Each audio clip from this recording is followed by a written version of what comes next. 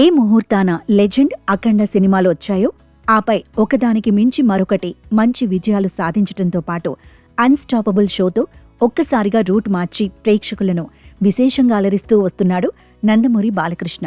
తన కెరియర్లోనే ఊహించినంత క్రేజ్తో దూసుకుపోతున్న బాలయ్య అడ్వర్టైజ్మెంట్లలోనూ మిగతా వారిని కాదని జెట్ స్పీడ్లో చెలరేగిపోతున్నాడు.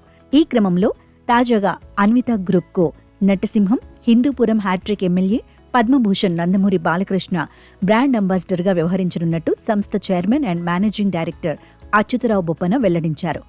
ఈ సందర్భంగా అన్విత గ్రూప్ రూపొందించిన బ్రాండ్ ఫిల్మ్స్ను శుక్రవారం హైదరాబాద్లో నిర్వహించిన ప్రత్యేక కార్యక్రమంలో ఆయన అధికారికంగా ఆవిష్కరించారు.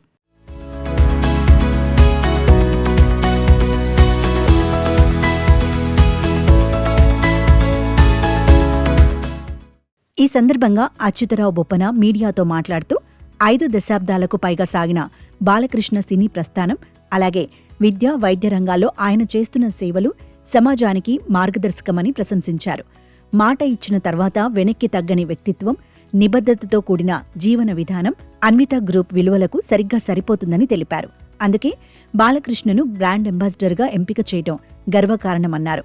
బిల్ హ్యాపీనెస్ అనే నినాదంతో ప్రజలకు సంతోషభరితమైన జీవనాన్ని అందించడమే అన్విత గ్రూప్ లక్ష్యమని చెప్పారు. ఆ భావనను ప్రజల్లోకి బలంగా తీసుకెళ్లే ప్రతినిధిగా బాలకృష్ణ నిలుస్తారని అభిప్రాయపడ్డారు.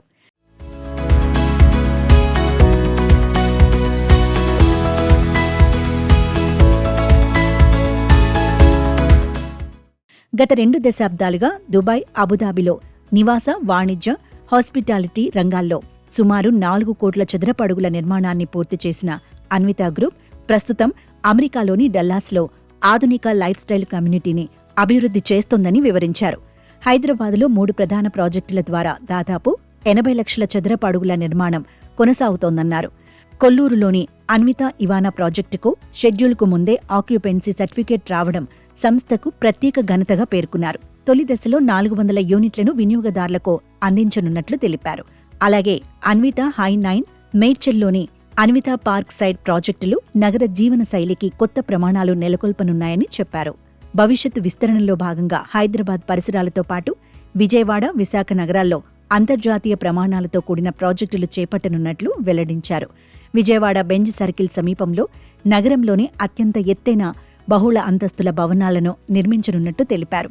వచ్చే 5-6 ఏళ్లలో ప్రతి ఏడాది సుమారు 1000 యూనిట్లు వినియోగదారులకు అందించడమే లక్ష్యంగా ముందుకు సాగుతున్నామని స్పష్టం చేశారు.